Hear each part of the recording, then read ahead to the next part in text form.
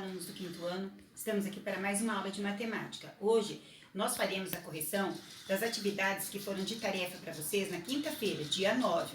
São os exercícios da página 197 e 198, ok?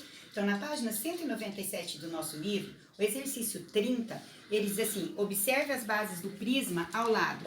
Eles estão no mesmo plano ou em planos diferentes. Então, este é o nosso prisma. Ele é um prisma de base pentagonal, tá? Então, somente uma face dele toca o plano. Então, elas estão em planos diferentes, tá? Porque as laterais e a parte de cima, a base de cima não tocou o plano. Então, estão em planos diferentes, ok?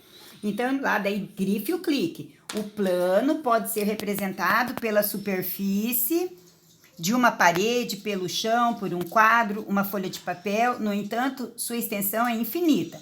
Apresenta duas dimensões, mas não tem espessura, ok? Agora ele fala no exercício 31, ainda falando em polígono agora, que são as figuras geométricas que formam a face dos poliedros. Ele diz assim para você: o uso da pintura no corpo é algo comum e muito significativa para certos povos indígenas. Na maioria das vezes, esses desenhos envolvem características geométricas, ou seja, figuras geométricas, triângulo, quadrado, né? Aí a perguntinha A é: quando estão desenhados em um projeto de papel? O que é o projeto? Quando o arquiteto vai fazer o projeto, o desenho de uma casa, de um móvel, né? Então, é no papel, é plano. Os objetos geométricos são planos ou não planos? Eles são planos. Observe a planificação do meu paralelepípedo, tá? A planificação dele, ele é formado por retângulos. Então, todas as suas faces tocam o meu plano. Quando ele torna-se um sólido geométrico, tá? Aí, ó, somente uma face toca o plano. Então, por isso que quando ele sai do papel, ele não é mais plano. Quando ele está desenhado, ele é plano. Saiu do papel, não é mais plano, ok? Então, na letra A, são planos. Quando é o projeto, é plano. Daí, na letra B, quando deixa de ser o projeto, né? Que daí virou isso daqui, que é igual a pintura no corpo do indígena, então ele não é mais plano, ok? Aí, no 32, ele diz assim: Amanda ficou encantada com os desenhos geométricos do papel que embrulhava seu presente. Veja as características. Então, ele fala assim, na primeira característica, ele diz assim: circule as imagens que apresentam todos os lados retos. Então, são circulados. Aqui tem lados retos, ó. Então, por isso que circulou. Todos os lados retos. Aí ele disse assim: pinte as figuras fechadas, que são fechadas. Então, todos os lados retos e fechados. Pintou. Então, praticamente todas são fechadas, vocês pintaram. Aí ele disse assim: faça um X nas imagens cujos lados ou linhas não se cruzam. Lados ou linhas não se cruzam. Aí são as que vão um X. Tá? Vocês vão fazer um X nas que não se cruzam. Tá? Fez o X. Porém, para ser polígono, tem que ser somente a que tem as três características. Quais são as que têm as três características?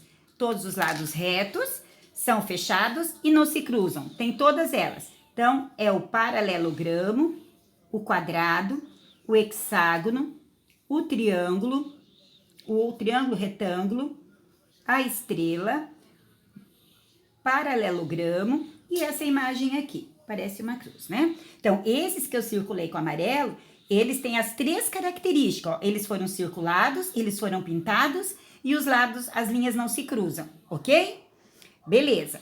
Aí ele fala assim: com essas características, com essas figuras que são polígonos, é para você representar, fazer um desenho com elas. Lá na página 231, nós temos o tangram, tá?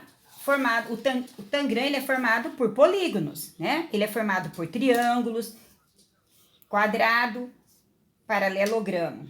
Então, eu vou formar uma figura. Ele diz que é para você formar, você pode formar a figura que você quiser, tá? Você não precisa necessariamente fazer a que a professora vai fazer aqui.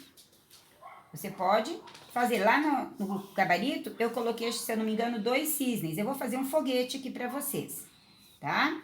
Mas você pode fazer aquilo que você achar melhor. Porque dá pra fazer muitas figuras. Ok? Ó, na página 231 tem um tangram lá pra vocês construírem também. Vocês podem construir, ok? Ó, a prof não ficou muito bonitinho, porque a prof não vai colar, ok? Então, a letra B, aqui do exercício 32, é para você pegar o que tem as 3 características, que é os que a prof pintou aqui, circulou de amarelo, que são os polígonos, ou seja, tem os lados retos, são fechados e não se cruzam, ok? Então, fizemos a letra B. Aí, depois, na letra C, ele fala para vocês irem lá na página 231 e tem várias figuras lá, que são essas aqui, que a prof já recortou. Vocês vão recortar aí para você separar aquilo que é polígono daquilo que não é polígono. Então, vamos ver lá. Trapézio, o hexágono, o triângulo retângulo, aí o isósceles, o retângulo, o quadrado, essa imagem de uma cruz, o paralelogramo e a estrela. São polígonos por quê? São formados por segmentos de reta e não se cruzam. São fechados, formados por segmentos de reta e não se cruzam. Já as outras imagens não são formados por segmentos de reta, né? Então, eles não são polígonos. Então, você vai separar aí no seu caderno essas figuras, ok? Não são polígonos, certo? Então, você vai fazer polígono e não polígono. Polígono somente quando tem formado por segmentos de reta, são fechados e não se cruzam, ok? Aí, nós fizemos, então, a página 197. Na página 198, ele está dizendo lá para você o que é polígono, a classificação dos polígonos. Eles são classificados quanto ao número de lados, eles recebem o seu nome, tá? 3 lados, triângulo, 4 lados, o quadrilátero, o quadrado, 5 lados, o pentágono, o hexágono, o heptágono, 7 lados, o hexágono, 6 lados, o octógono, 8 lados, o eneágono, 9 lados e o decágono, 10 lados. São os 8 principais que vocês precisam saber, são bem importantes. Aí tem o você sabia, ele tá falando, nem toda bola é redonda. No rugby e no futebol americano, ela é oval, feita de couro e planejada para girar em torno de seu próprio eixo ao ser lançada. Porém, a bola redonda ainda é um dos brinquedos mais desejados no mundo. Em um ano, são produzidos mais de 40 milhões de bolas. Aí, no número 33, ele fala, em sua opinião, esses 2 tipos de bolas são polígonos? Por quê? Bom, nós vimos que elas não podem ser polígonos porque elas não são formadas por segmentos de reta, né? Então, não podem ser polígonos. Aí ele fala assim, analise os diferentes polígonos e complete a tabela. Então, aqui é para você completar com o número de lados, o número de ângulos internos e o número de vértices. Então, quantos lados tem o triângulo? 3 lados. Quantos ângulos internos? 1, 2, 3 ângulos. E quantos vértices? 1, 2, 3. Vértice é o ponto de encontro dos segmentos de reta. Então, ele tem 3 lados, 3 ângulos internos e 3 vértices. O quadrilátero, 4 lados, 4 ângulos internos e 4 vértices. O pentágono, 5 lados, 5 segmentos de reta, 5 ângulos internos e 5 vértices. O hexágono, 6 segmentos de reta, 6 lados, tá? 6 vértices e 6 ângulos. O heptágono, 7 lados, 7 vértices e 7 ângulos internos. O ângulo, gente, ó, só para lembrar, é aqui, ó, onde está o vértice, o encontro dos vértices, aqui, das semi-retas no vértice, é o ângulo interno, tá? Então, o octógono, 8 lados, 8 ângulos internos e 8 vértices. O eneágono, 9 lados, 9 ângulos internos, 9 vértices. O decágono, 10 lados, 10 vértices internos, 10 ângulos internos, desculpa, e 10 vértices. Aí ele fala o que a gente descobriu quando a gente fez isso. O que nós descobrimos? Que todo polígono, que eles têm o quê? Cada polígono tem o quê? O mesmo número de lado, o mesmo número de ângulo e o mesmo número de vértices. Ou seja, lados, ângulos internos e vértices têm a mesma quantidade, ok?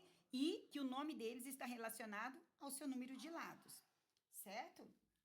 Beleza, queridos. Então, nós corrigimos a página 197 e 198. Se ficou alguma dúvida, procure a professora.